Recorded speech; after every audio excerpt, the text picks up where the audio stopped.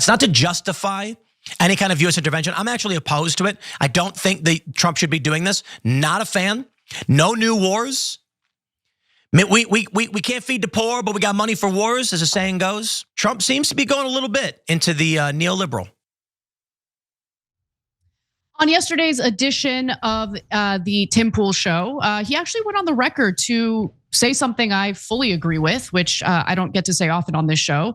He is very much opposed to a regime change war in Venezuela, which is very clearly what the Trump administration is currently waging. Cenk, your 2 cents? Yeah, look, this is super encouraging that some in the right-wing media are remembering that they pretended to be no, but in this case, not pretended. They actually, it turns out, were actually anti-war during the campaign, and they don't appreciate Donald Trump going back on his promises. Amazing. Okay, tell us more. Yeah, and Cenk, to your point on that, I think it's an important point to emphasize. For me, whether or not I engage in conversations with people I typically disagree with really depends on whether or not they're good faith actors. Are they honest individuals? I genuinely think that people are led astray. I think our media and journalism in America is really lacking. So sometimes people are misled. I understand that. But I'm not interested in having any conversation with anyone who's just simply carrying water for a tribe or a political party or a president. I want people who actually want the facts. Our opinions might differ, right? Our decisions or opinions based on the facts that are presented might differ, but we have to at least agree on the facts. So with that in mind, earlier in the segment, Poole had explained that he believes that the Trump administration is targeting Venezuela in order to free up their supply of oil, something that we've also floated here on the show. Let's hear Tim Poole make the case. Their country used to be the wealthiest in South America. They have a lot of black gold down there, a lot of oil. Everybody wants it. Donald Trump says we're going to get it. And that's likely the big reason for all of this. But I'm not going to be so naive to say it's just that the US is basically going, let's steal their oil. What the US is basically saying is, your stupid communist system is restricting the oil trade. We're not going to have that. I'm not excusing US foreign military operations, but I'm just saying it's not as simple as the US saying, we found oil, boys, let's go get it. They're basically saying, okay, you've bankrupted your country. The oil's not flowing properly. And you know what? There's a variety of issues here. I do think it's principally oil, and the companies are going to come in and take it.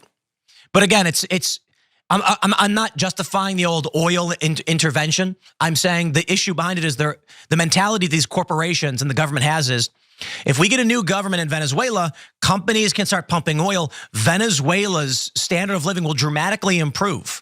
They will be wealthy again. So I think Tim Poole is right for the most part. There's one wrinkle to the story that I don't think is getting reported enough, so I'll just talk about it here, which is the fact that Nicolas Maduro does not want war, very clearly does not want war. So he actually told the Trump administration, and Trump himself confirmed this, I will give you what you want. You want access to the oil reserves? I will give you access. I don't want war. Trump was asked about that by a reporter. He not only confirmed that Nicolas Maduro said he was willing to give him anything he wants, he just doesn't care because he wants more than the oil. For Trump, and more importantly, for Marco Rubio, this is also about ousting Nicolas Maduro. They want Maduro to step down. And that's something that he is unwilling to do. I guess that's the one red line for Maduro. He wants to step down on his own time and not do it immediately as the Trump administration is demanding. Now later, let me go to one more video, Cenk, and then I want to hear from you. Poole said that he believes that the Trump administration wants to gain access to Venezuelan oil in order to lower costs and inflation in the short term. And here's Poole explaining why he's opposed to that plan. In order to be able to expand your house, move on up, build a savings, you need to spend less than you make. That's every country. You need to do more work for everyone else. And instead, the United States does not do that. The United States just says, we'll blow you up, and we control the petrodollar. And I think the Republican play right now is, after Trump, they want to go neocon. They want to go world police all over again, and they're going to find reasons to do it. There's a lot to talk about there. But I'm going to wrap it up for you, my friends. I'm not a fan of the war, and I don't want it. I think Maduro's a scumbag, communist, but I think we'd be better off creating internal working structures for our economy where we actually do the work to increase our wealth instead of playing the stupid neocon, neolib, liberal economic order BS. The neocons never left the Republican Party and are still very much part of the White House, part of the Trump administration. I think that's pretty clear at this point. But what do you think, Cenk? Yeah, he said after Trump, they're going neocon. No, they're going neocon right now. Yeah. Threatening to invade Venezuela is textbook neocon. But look, Tim's generally saying the right things there, and petrodollar is a real concern, and he brings that up, educates his audience about it. And that was one of the issues with Saddam Hussein potentially taking oil, the trading of oil off the dollar, and that was another thing that might have precipitated the Iraq War. There's a number of reasons, as we've discussed before.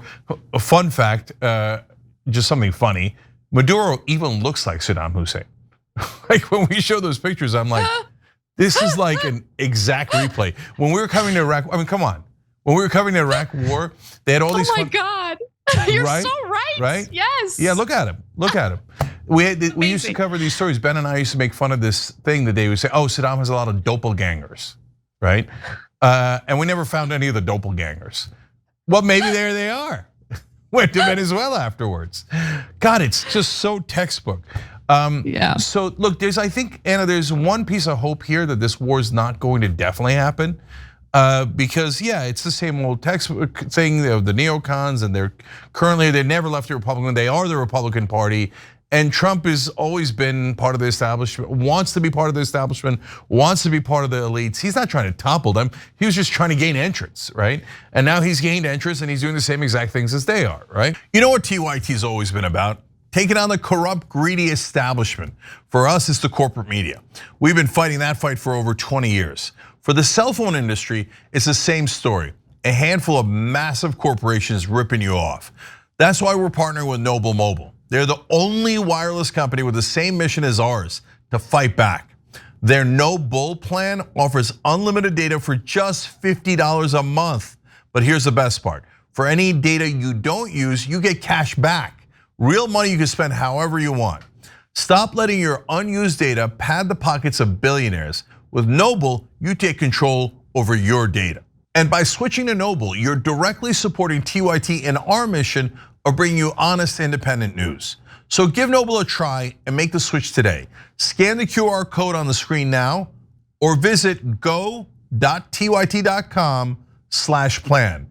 That's go.tyt.com/plan. But last time in Iraq, we had oil, we had the defense contractors, we had the banks speculating. All three are still here in Venezuela. By the way, don't underestimate the bankers, because once they've got loans in some direction and they need to recoup those billions of dollars, they often are the strongest force pushing us into war.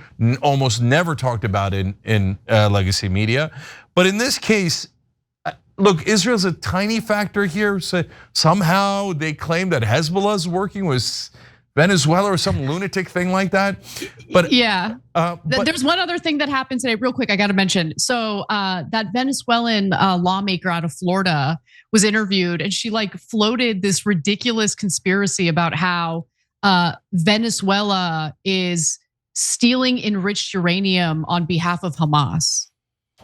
Yeah, I mean, look, I think that they're trying to get the Israel First guys on their team by saying that. That's my best guess, right? But yeah. if they're actually doing anything with Hamas or Hezbollah, then they're goners, because then Israel First will demand it, and it's over. He's already dead, and we're already in Caracas, right?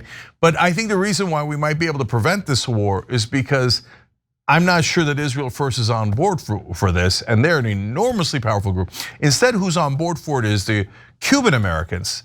Marco Rubio wants to topple Venezuela so he could topple Cuba, right?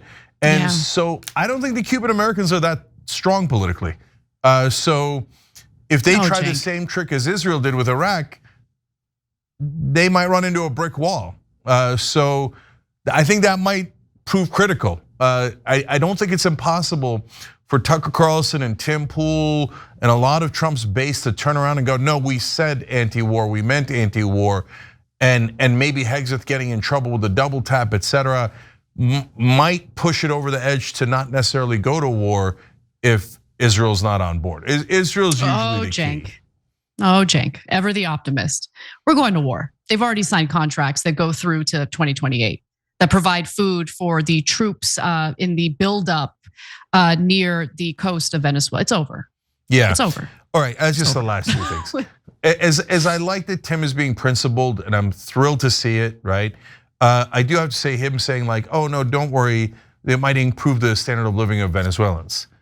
Reminded me of we'll be greeted as liberators in Iraq, right?